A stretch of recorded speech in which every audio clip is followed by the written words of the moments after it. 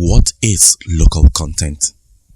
Local content is the development of local skills, oil and gas technology transfer, and use of local manpower and local manufacturing.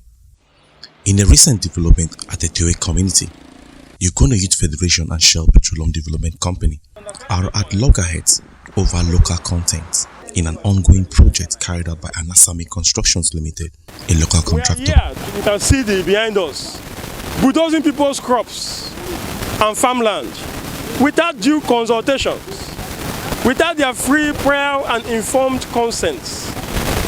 We were alarmed when we heard it, and we decided to come in to delineate what was really amiss. Upon arrival, we were confronted with troops of men from the Nigerian army and that of the Civil Defense Corps, who brutalized us and unleashed terror on us for there to question what was happening in our land. And we consider that as another genocide in Ogoni land. You will recall what happened in 1993 between the Ogoni people and SPDC. We don't want that to repeat, and that is why we are here to say Shell and Anasami and any other company giving this job must consult the host communities, must employ the host communities, must employ our welders and fitters. Never again shall they import welders and fitters to come into our land to do jobs that our people can do. Even the laborers must be employed. The Nigerian local content law must be adhered to. Absolutely.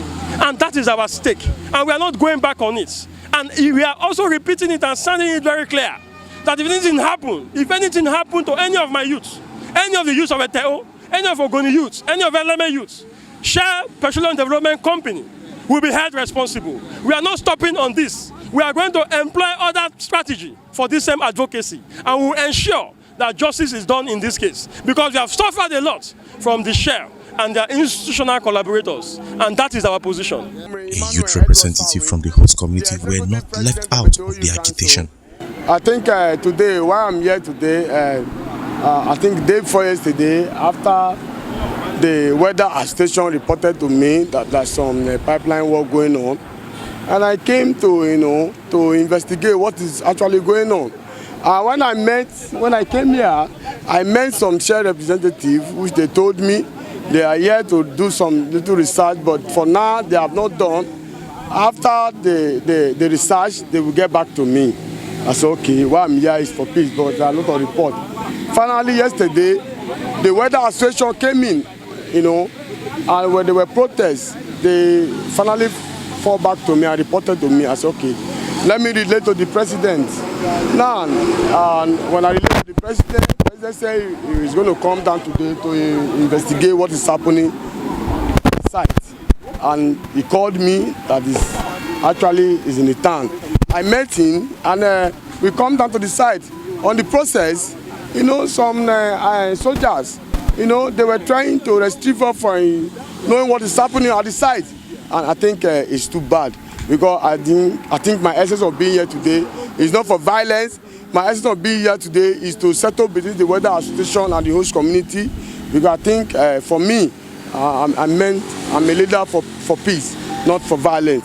I wanted to know what is the weather association stake and the host community stake, so that I think what is that stake should be given to them and let peace reign. They should do their work, peacefully. At the end of the day, the glory will be unto God. But the step they took, I was surprised. In a telephone conversation, SPDC's General Manager, External Relations, made his stand known. We are doing something around it, yes. Okay, sir. What's your response now, formally? No, my response is the same now. The contractor is a local contractor. Anasami is an element man himself. Okay. So the work can be more local content than the fact that the contractor doing the work is from there. So I'm sure they might have an internal issue in terms of that welders association and other people. Maybe they want to monopolize the selection of who is going to work. So if the contractor doing the particular work is from that community, and all the welders are using is Nigeria, and I'm sure that some of them are from there, this can only be a trade dispute of people trying to weld influence in deciding who gets what. When they're talking local content is Nigerian content. The people the man is using are Nigerian. So why should that be a problem? So that is my response. Legally speaking, a senior advocate of the masses threw his weight on the matter, disagreeing with SPDC. This was the reason why they clamor for resource control.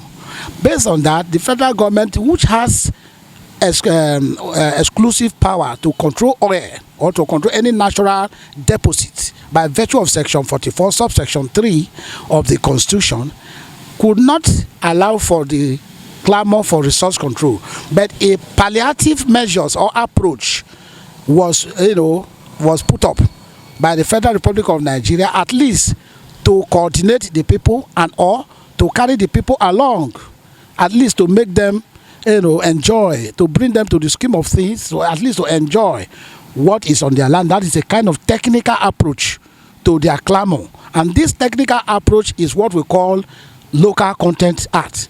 The Local Content Act, it is to ensure that the people are involved, are integrated, are involved in what is taking place in their land. Do you understand? So that means that there should be a quota to the local people in case of contract, in the case of job and employment opportunities. Name them.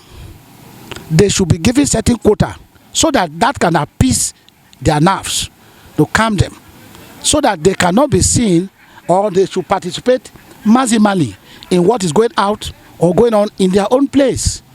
Because over the years, the people of the Niger Delta has been so poor and marginalized. Unemployment is so high. Insecurity, as a matter of fact, stems from that. Youth restiveness cannot be born out of the fact that the people has been marginalized and neglected. So based on that, that was the essence of local content policy. Efforts to contact the local contractor and Asami Constructions was fruitless. At this point in time, it's important oil and gas stakeholders carry out environmental impact assessments, stick to their modus operandi during oil explorations to promote peace and development in the region. Ekike Rudom, Box TV News.